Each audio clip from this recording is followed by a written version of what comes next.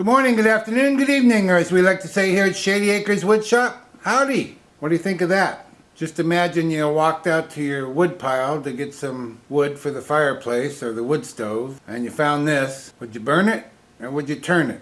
Well, we're gonna turn it. Really? Why wouldn't you turn it? Looks completely turnable to me. This comes to us from our friend Tuffy Marginez, and it is a piece of cherry plum. And this is what Jeff calls a box filler. When Jeff sends me wood, he usually sends one good-sized piece and then he throws in a bunch of little chunks. I don't know if he's just trying to get his money's worth out of those boxes or if he's challenging me. But whatever, we're going to turn it. This is going to be the top. I'm going to drill a hole here somewhere in the middle for a woodworm screw. This will be the bottom. This piece, actually I haven't measured it. It looks like it's about 6 inches by about 5 inches by about 3 inches. And I think we'll probably end up making some sort of a winged turning. Let me get my hole drilled. We'll get this mounted up on the lathe and get to turning. Okay, I've got it mounted on the woodworm screw. I have my 5/8 inch standard grind bowl gouge all sharpened up. I'm going to get my mask and face shield on and we'll be turning at 670 RPM.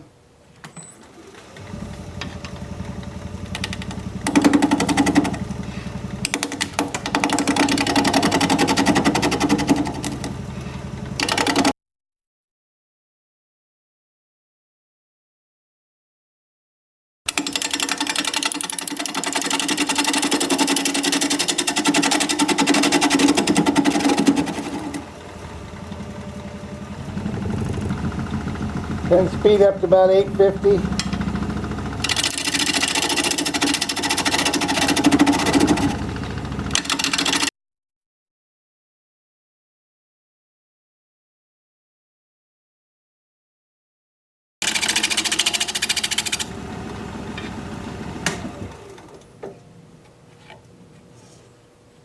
Well, I'm about a ½ inch. I can certainly go thinner than that. I don't consider myself a teacher. Some folks have referred to me as that, and all I'm doing is showing you how I do it. I'm not teaching you how you should do it, but just some things that I've learned along the way, and this is one of them. I want to thin down this. Like I said, it's about a ½ inch thick. I haven't really taken much more off of there. So I want to come in straight in from the side. I don't want to come over here and round up the side. That'd be awful. I want to come straight in and just thin down this wing here. So I'm going to lay my gouge up on the side like this, and it's just going to cut with this pointy part here, and then the bottom will catch it. Nothing will touch the top. Okay, so I'm just going to push it straight in there until I get into this area.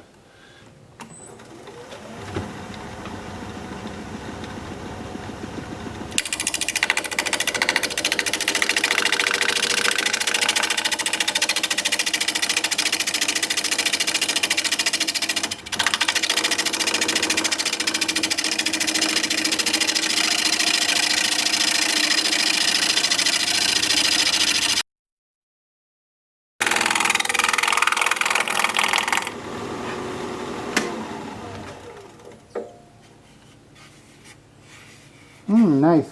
Okay, so now we can go back to work on, well, we got to do something with the side here, and we still have to come up with a tenon or a recess. One or the other. Looks like it's going to have to be a tenon. There's not enough over here for a recess.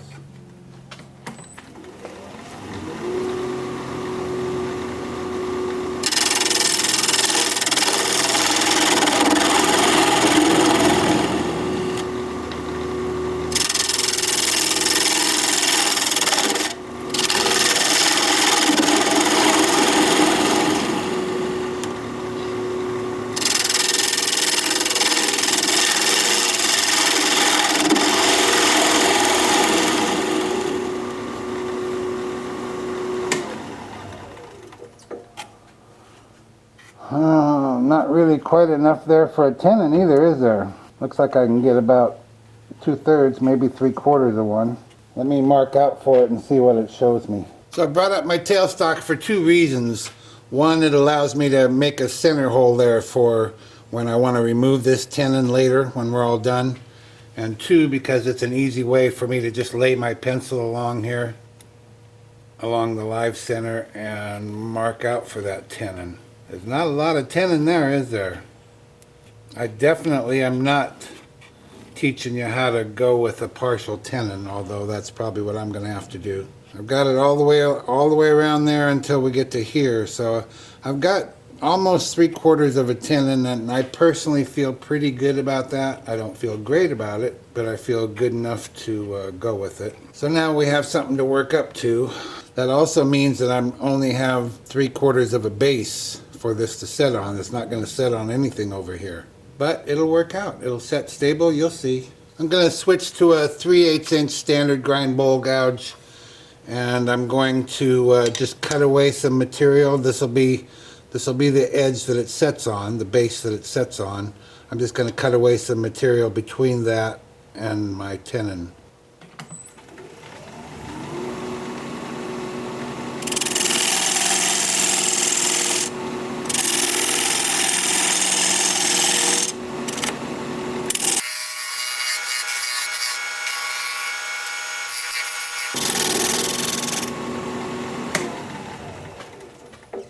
That looks pretty good. Now I'm going to raise up my tool rest and use this diamond point tool to square up the sides of the tenon.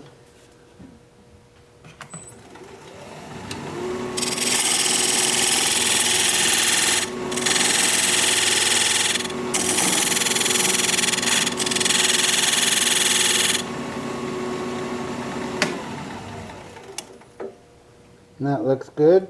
Now I'm going to go back to the side profile and clean that up some. Little shear scraping.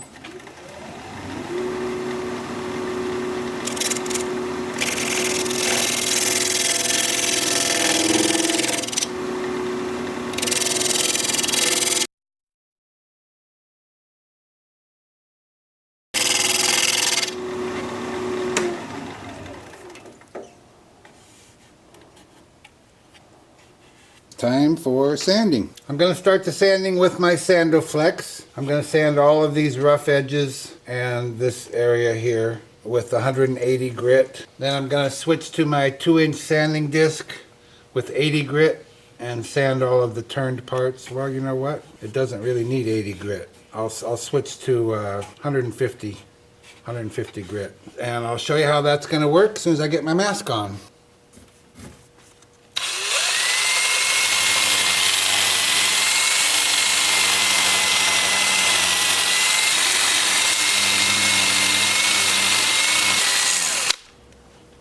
And what that'll do is smooth up the bark and clean it, and it'll just feel nice, but it won't change how it looks. So that's going to do a real good job. Then the 2-inch lathe spinning in reverse at about 350.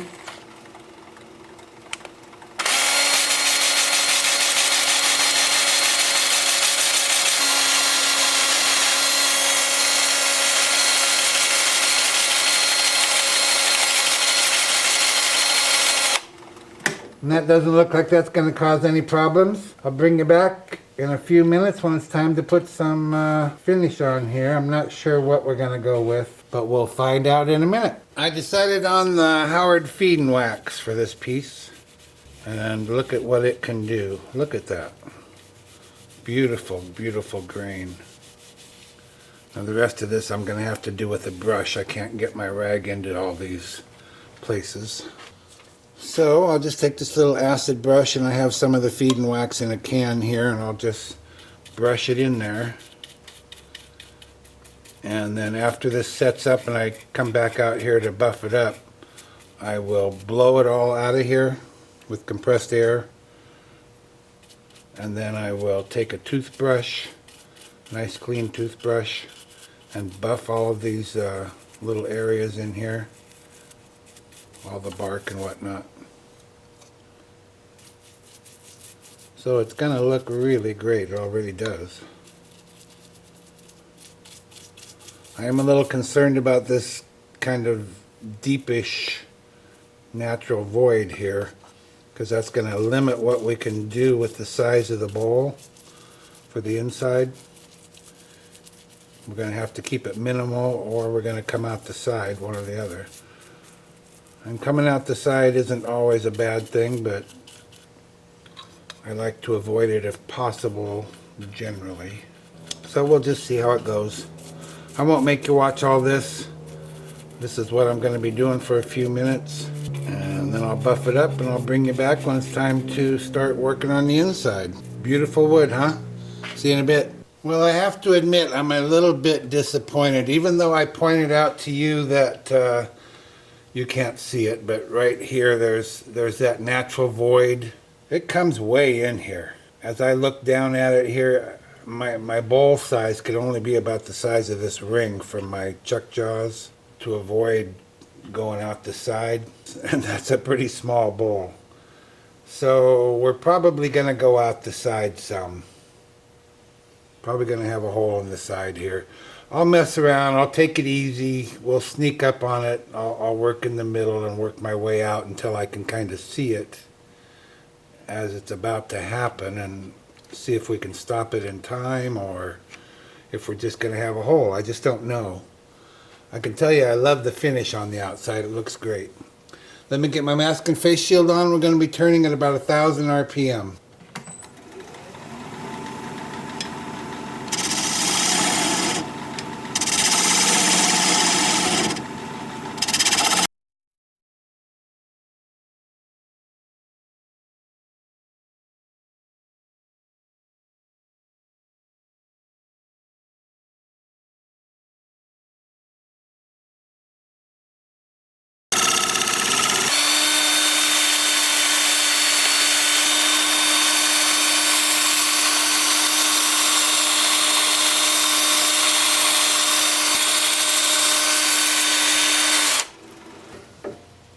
Well, it doesn't look like that's going to pose much of a problem.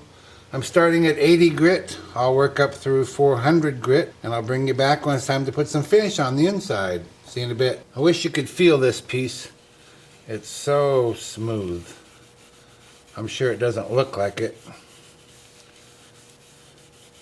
but it's just amazing. I guess that's the amazing part, because it doesn't look like it would be, but it's just smooth. And such beautiful grain. How could this possibly be burned? Look at that. Oh my gosh. Now this is going to take some brushing, just like I did on the outside. So again, I have a little bit in the can here. This is the Howard Feed and Wax. And I've been asked if this feed and wax is food safe. And to tell you the truth, I didn't know the answer. So I did a little research on it, and it is not food safe. I'm not sure why it's not. It's orange oil and a couple of waxes, but Howard themselves say it's not food safe. So I guess they would know. But a piece like this is not meant to be used. This is an art piece. It's just meant to be displayed and handled and amazed at the grain and that sort of thing. So I'll let this set up for 20 minutes, half hour. I'll buff it up and I'll bring you back when it's time to take that tenon off. Okay, see you in a bit. Time to remove that tenon. I've mounted a block of wood up in my chuck. Bring up the tailstock. Still have my center hole there for reference. Just applying a little pressure. Bring up my tool rest. We'll spin it up here. See if it looks like it's spinning equally. There's hardly anything. I can't hold my thumbnail up here like I normally do because we're missing so many pieces, but it looks like it's spinning well. So I'm going to turn the speed up to about 600 RPM, 3/8 inch standard grind bowl gouge, and we'll just start removing that tenon.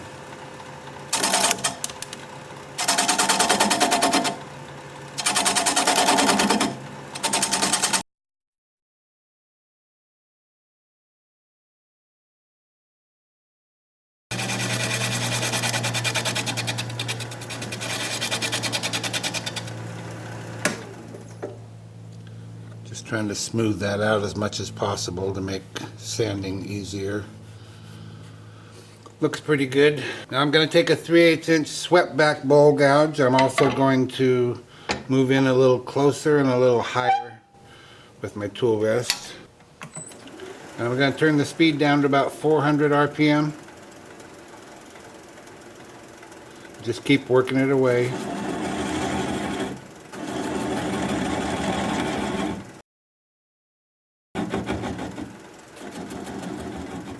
We're pretty small, so I'm going to turn the speed down to about 200 RPM.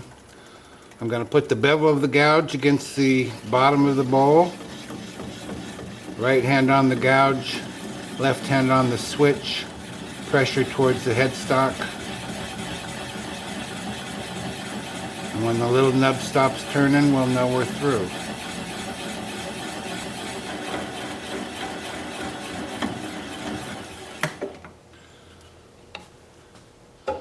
Like that. Yes, it was scary.